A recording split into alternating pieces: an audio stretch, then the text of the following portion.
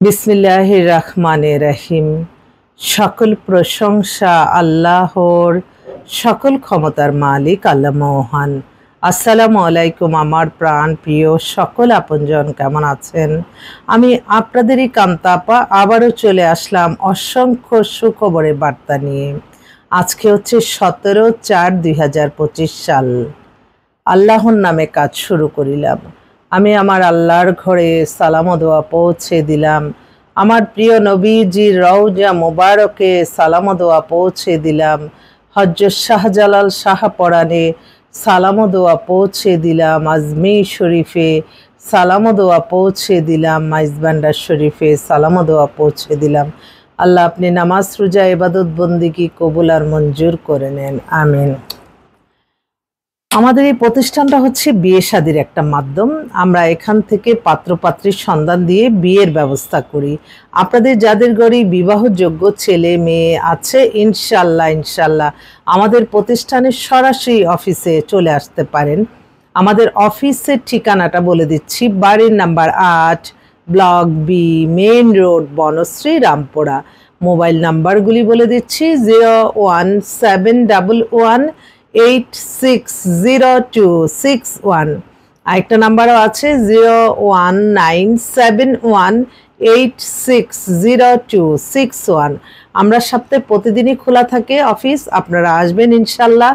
আপনাদের অবশ্যই মাইন্ডে থাকতে হবে যে এখানে বায়োডাটার ছবি জমা দিতে হবে, আমাদের একটা মেম্বার হতে হবে।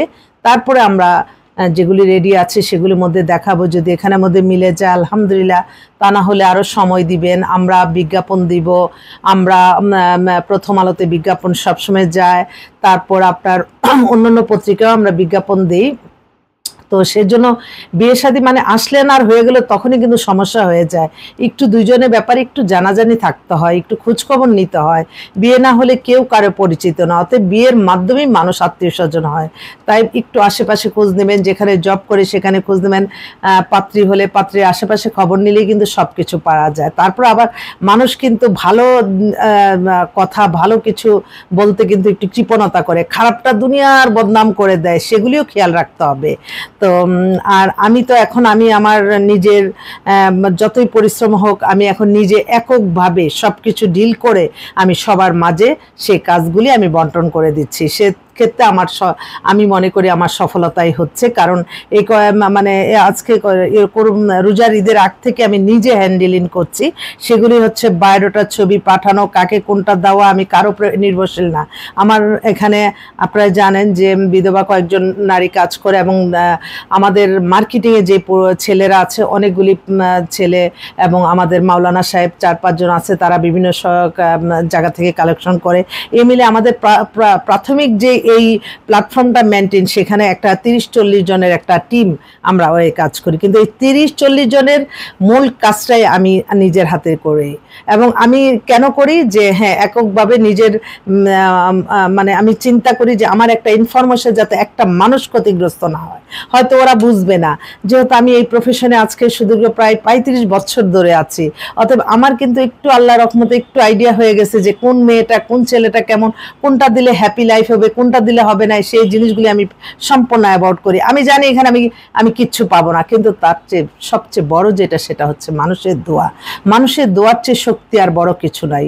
দোয়াই মানুষের ভাগ্য পরিবর্তন করে। এই যে দেখেন বর্তমানে কোথায় কোন জায়গায় যুদ্ধ হচ্ছে, গাজায়, ওইখানে আল্লাহই তো সব ভালো জানে, তাই না? কিন্তু আমরা যাতে কোনো ক্ষতিগ্রস্ত না হই, এত কিছু করে আমরা এত দূর দেশে মানুষের জন্য দোয়া ছাড়া তো আর কিছু করতে পারবো না। দোয়া করতে হবে। আমাদের এই যে আমরা ভারতের ভিসাও পাচ্ছি না, দেখেন আজমির শরীফে যাওয়ার কত নিয়ত, যেতে পারছি না। এরকম যদি আবার সৌদি আরবও যদি এরকম আমাদের বন্ধ করে দেয়, আমরা কিভাবে আমার আল্লাহর ঘরে আমার প্রিয় নবীজির রওজা মোবারকে যাব? তাই অতি উৎসাহিত না হয়ে আমরা মানুষের যে কোনো বিপদে আমরা ধৈর্য ধরি, দোয়া করি যাতে সকল কিছু শান্ত থাকে। আমরা কেন নিজেদের দেশের সুনাম নষ্ট করব? আমরা কেন মানে মানে অনেক দূরে দেশে একটা যুদ্ধ লাগছে। এখন আমাদের দোয়ার চেয়ে আর বড় শক্তি তো আর পৃথিবীতে কিছু নাই। আমরা তো নিজেরা এখানে ঝগড়াঝাটি লাগাই আমাদের নিজেরই ক্ষতিগ্রস্ত করতে হচ্ছে।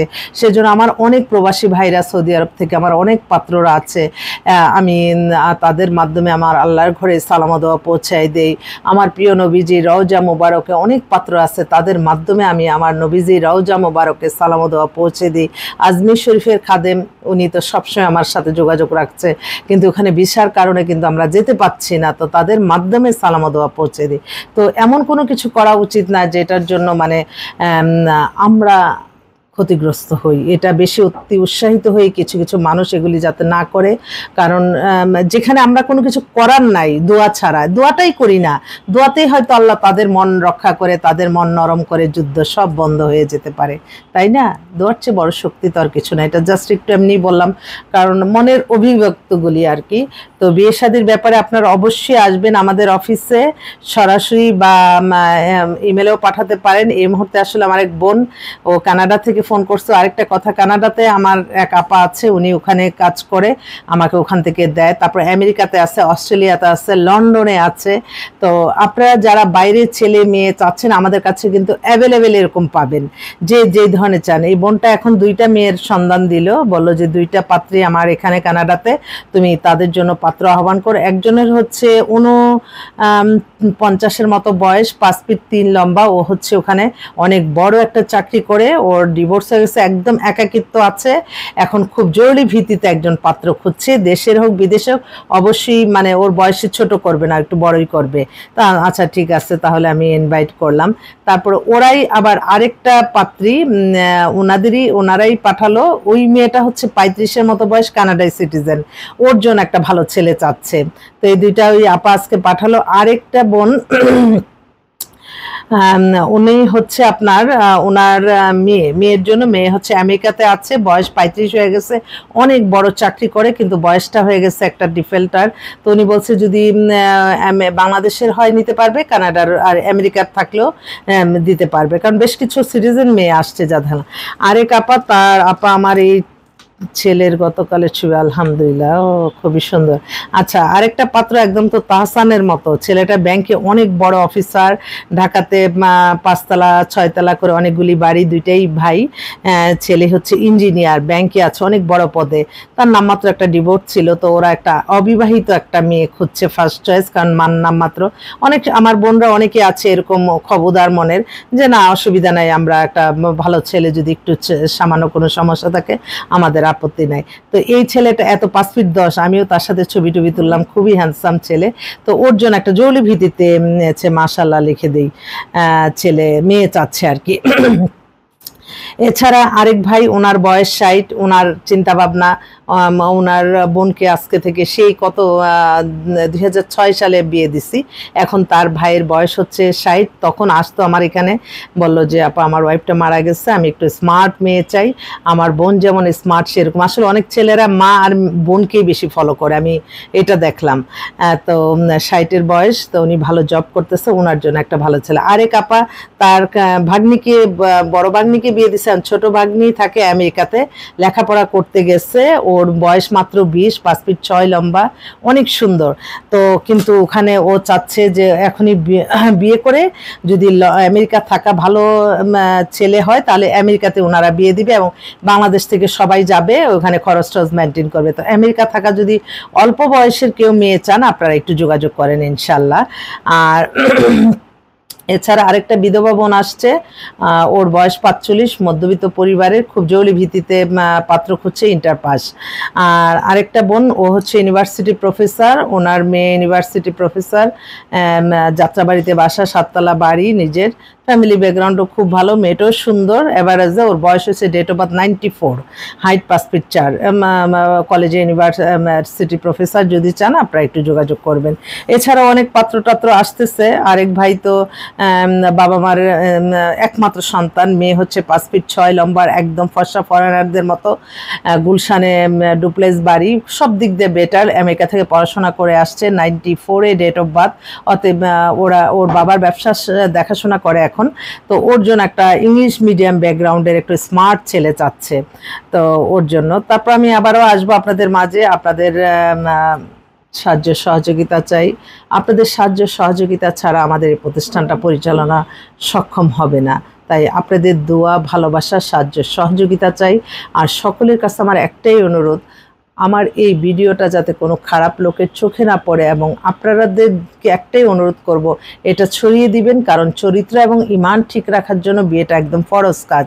তো সেজন্য ভালো কাজ আমাদের প্রত্যেকেরই, যে যার স্থান থেকে আমরা ভালো কাজগুলি আমরা ছড়িয়ে দিব, তাহলেই দেখবেন যে আল্লাহ রহমতে সব সমাজে কোনো শৃঙ্খলতা থাকবে না। মানে আমি তো দেখলাম যে বিয়ে না হলে মানুষের ভিতর একটা অস্থিরতা জন্মায়, যখন পরিবার হয়ে যায়, শান্তিময় হয়, তখন কিন্তু একটা পরিবার শান্তি, সমাজ শান্তি, সমাজ শান্তি তো দেশ শান্তি, এটাও মাথায় রাখতে হবে। তো আমি সামান্য ক্ষুদ্র প্রফেশন, আমি আমার সততা, মেধা, পরিশ্রম দিয়ে এগিয়ে যাই। সবসময় মেনটেন করতে হবে আমার আল্লাহ মহানকে, আল্লাহকে মেনটেন করে আল্লাহ আদেশ নিষেধ মেনে চলার নামই জীবন। আর অন্য কোনো ওয়েতে আপনারা কখনোই অনেক কিছু পেয়ে যাবেন, এটা একদম মিথ্যা। তো আপনাদের এবাদত বন্দিগির কারণেই কিন্তু আপনাদেরকে সেই কাঙ্ক্ষিত মানুষটা এনে দিবে, ভালোটা ভালো, খারাপেরটা খারাপ। তাই এই জিনিসটা সবচেয়ে বড়। যারা অবিবাহিত আছেন, বিয়ের জন্য পাত্র পাত্রী খুঁজছেন, তারা প্রত্যেকেই আল্লাহর কাছে যাবেন এবং কান্নাকাটি করেই বলতে হবে, আমি তো প্রতিটা সময়, প্রতিটা ক্ষণ, প্রতিটা মুহূর্তে মুহূর্তে আমি লজ্জিত হয়ে যাই আমার আল্লাহ বহরের কাছে। আমার আল্লাহ বহর এতগুলি মানুষের রিজিকের ব্যবস্থা আপনিই করবেন ইনশাল্লাহ। নিঃস্ব হাতেই প্রতিদিন আপনাদের মাঝে আসি, নিঃস্ব হাতেই আসি। আল্লাহ যাতে সকলগুলি মানুষের কল্যাণ করার তৌফিক আল্লাহ দান করেন। অর্থশূন্য মানুষ তো কিছুই করতে পারে না আল্লাহ, আপনি এতগুলি মানুষের রিজিকের দায়িত্ব আল্লাহ আপনি কোনো না কোনো সিলার মাধ্যমে সমাধান করে দেন, সমাধান করে দেন। আমার আল্লাহর কাছেই কান্নাকাটি করি, আমরা আমার আল্লাহর কাছেই যাব। আল্লাহই সমস্যার সমাধানের মূল। অতএব আল্লাহর ইবাদত বন্দেগী করি, আল্লাহর কাজ করি, এই পৃথিবীতে সমাজে চলতে হবে, অন্য কোনো ওয়েতে না, অন্য কোনো ওয়েতে না। কোনো যেখান থেকে গুনাহ হবে সেই সব কাজ থেকে আপনারা প্রত্যেকেই বিরত থাকবেন। দেখবেন জীবন মান পরিচালনা কত সুন্দর, কত শান্তি। সবাই ভালো থাকবেন, দোয়া করবেন। আসসালামু আলাইকুম।